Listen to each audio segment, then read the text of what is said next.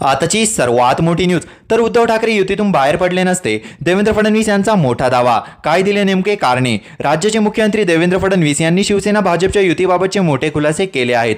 उद्धव ठाकरे यांच्यासोबत झालेल्या बंद दाराआडच्या चर्चेत अडीच वर्ष मुख्यमंत्रीपद देण्याचा कोणताही फॉर्म्युला ठरला नव्हता. उलट उद्धव ठाकरे यांनी माझ्याकडे 2.5 वर्षासाठी मुख्यमंत्रीपद देण्याची मागणी केल्यानंतर मी अमित शहा यांच्याशी बोललो, तेव्हा अमित शहा यांनी उद्धव ठाकरे यांचा हा प्रस्ताव स्पेशल फेटाळून लावला होता. असा दावा करतानाच उद्धव ठाकरे यांना मी उपमुख्यमंत्री पदाची ऑफर दिली होती, असा गौप्यस्फोटही केला आहे. तसेच उद्धव ठाकरे युतीतून का बाहेर पडले याचं कारणही स्पष्ट केलं आहे. मुख्यमंत्री देवेंद्र फडणवीस यांनी एका यूट्यूब चॅनलला दिलेल्या मुलाखतीत 2019 मधील राजकीय घडामोडींवर भाष्य करताना उद्धव ठाकरे यांच्याकडून करण्यात येत असलेले दावे खोडून काढले आहेत. त्या निवडणुकीत भाजपचा आकडा 120 वर गेला असता तर उद्धव ठाकरे कधीच भाजप सोडून गेले नसते. पण जसंही त्यांच्या लक्षात आलं की नंबर 1 गेम फसत आहे, आम्ही सरकार बनवू शकतो, तेव्हा त्यांनी आपला रंग बदलला, असा दावा मुख्यमंत्री देवेंद्र फडणवीस यांनी केला आहे. निवडणुकीचे निकाल लागल्यानंतर उद्धव ठाकरे यांनी पत्रकार परिषद घेतली आणि सर्व पर्याय खुले असल्याचं सांगितलं. आम्ही दुसऱ्या टोकाला जाऊ शकतो असंही ते म्हणाले. त्यांनी पीसी घेतली तेव्हापासून ते त्यांचं सरकार येईपर्यंतच्या दिवसापर्यंत त्यांनी माझा एकही फोन घेतला नाही,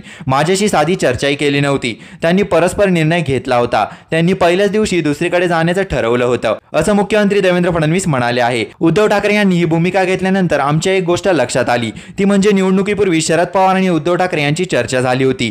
त्या शिवसेनेची लढत जेथे काँग्रेस विरोधात आहे तिथे एनसीपी शिवसेनेला मदत करायची आणि जिथे एनसीपीची लढत भाजपची आहे तेथे शिवसेनेने एनसीपीला मदत करायची हे ठरलं होतं. अशाच नवनवीन व्हिडिओ बघण्यासाठी आपल्या चॅनलला लाईक आणि सबस्क्राईब करायला विसरू नका.